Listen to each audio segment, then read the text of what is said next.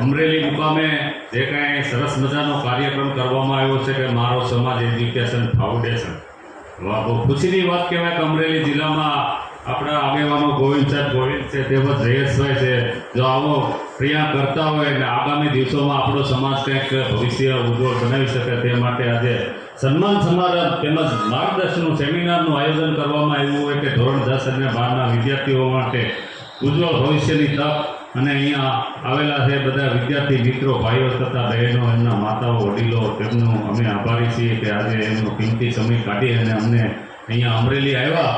તો આપણું કહેવાનું એમ થાય છે કે આગામી દિવસોમાં એક તમારી નવી ઓળખ ઊભી કરો, તમે નવી દિશા ફેલાવો, તમે ભણતરમાં ધ્યાન રાખો. આપણે જીવનની અંદર ભણતર રહેશે તો આગળ નીકળી શકશું. તમે મોબાઈલનો યુઝ સારી રીતે કરો.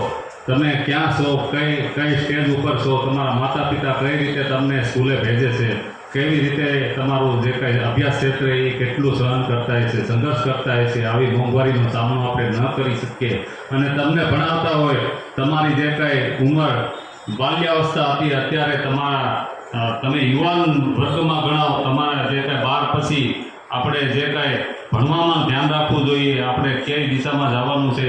અને બાબા સાહેબે કીધું છે કે શિક્ષાઓ શેરની કા દૂધ હે જો પીએગા વો દહાડેગા, માટે શિક્ષણ તરફ આપણે બધે વહી જવાનું છે. અને મારો સમાજ આવા કાર્યકર્તાઓ અને જે કાંઈ સમાજના વડીલો સાહેબો જે કાંઈ બની બેઠેલા છે એ આપણને આટલું ધ્યાન દોરતા હોય તો આપણે એ બાજુ વળવું જોઈએ.